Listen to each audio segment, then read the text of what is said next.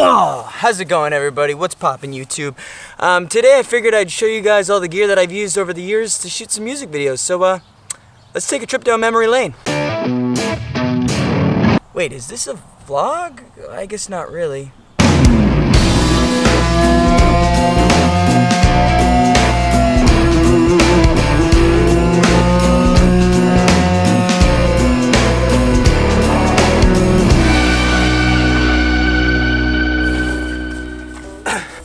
Alright, so this was the first camera that I ever really owned for myself. Like this camera right here was the first guy. It's a Canon Vixia HF-M30. It's like a little handy cam thing. This was the first camera I ever shot a music video on. It clearly wasn't that good. This is where I got my start. This is where I really fell in love with filmmaking. I got this camera I think my senior year of high school. And back then I was doing a lot of YouTube, and actually I was doing a lot of stuff for the school, filming events and such like that. I found this puppy the other day, so very nostalgic. I don't think I could ever get rid of this camera. Look how big the battery is on this thing. It's friggin' massive. So a few years later I started taking video much more seriously. At the time I was going to school for, electronic media, graphic design, video production, all that stuff, which I would then later drop out. During that period of time, I started taking it more seriously, and that's when I got the Canon T3i. So the first couple music videos that I actually got paid for were shot on this camera with this kit lens. The 18 to 55 kit lens. The lights that I used were these hunk of crap work lights. And I would actually bounce them off of a sheet or bounce them through a sheet to, diffuse the light a little bit, make it much more softer. But, oh, what is this mark all over it?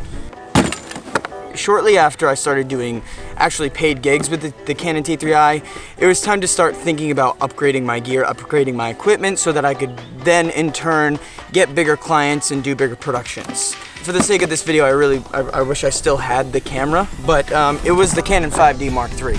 This camera, man, I shot so much stuff on this thing. This was my workhorse for like 3 years, I would say, probably. Yeah, probably about 3 years. This was my main workhorse. During this time, I was still kind of using work lights, but I also began renting lights and borrowing lights from friends. Then I started using stabilizers, and these stabilizers I still use today.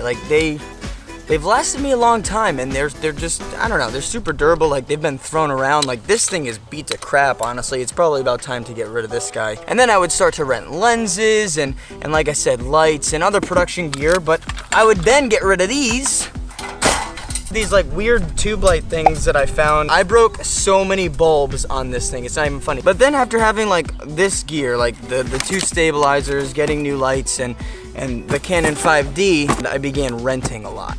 Obviously I can't show you guys that gear, but I would rent, a lot of Sony cameras, a lot of different lenses. I would rent Atomos Ninja Blade recorders so that we could get a higher bit rate and whatnot. And then that brings me to about now. So as many of you guys who watch this channel know, I'm shooting on the Sony a6300. That's my main workhorse right now. I can't obviously show you guys because I'm shooting on it, but it's this guy. Sony a6300. Oh, I did forget to mention, when I was using the Canon 5D, I started using things like haze and fog and whatnot. So I'm gonna put this in this pile. Another thing I forgot to mention was reflectors. I used these when I was using the Canon 5D Mark III. These particular ones I got more recently. They're 5-in-1 reflectors, so you can use it for, negative fill, for diffusion, whatnot. These are super awesome. Definitely highly recommend you get these if you're shooting outside. But shortly after getting the a6300, as you guys know, I got this fancier Studio 576 LED light panel. Yeah, that's what they are. Good job, Burke. Yeah, they're really great. They're like a 90-something, 91 CRI, which isn't terrible, but you really want anything that's over 90. As I talked about in a previous video, CRI stands for Color Rendering Index. It just means how well the light can render color. You really want anything that's over 90. Then came the light modifiers, like the softbox back there and gels. Yep, definitely good stuff to use.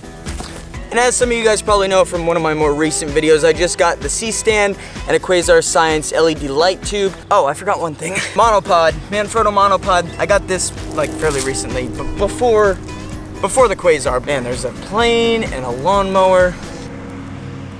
Dang it, I shouldn't have done this outside. So as you guys can see, like it takes a lot of time to build up to all this stuff, especially if you're young.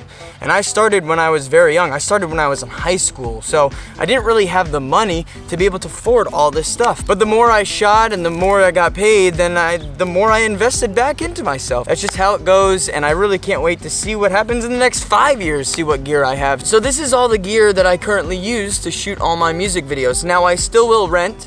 I definitely will rent some compact cinema cameras like the FS7 or a Canon C200. They just give off a better image. They have a higher bit rate and you know, more dynamic range, and they just look way better.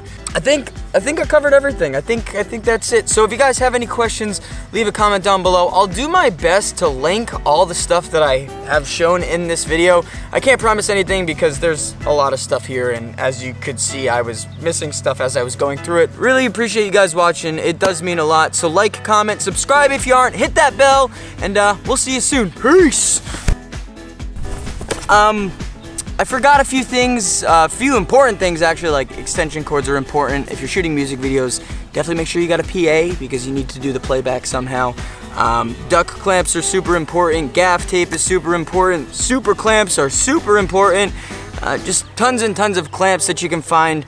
But yeah, now I gotta pack all this away because I got some shoots this weekend. Damn it, why did I do this?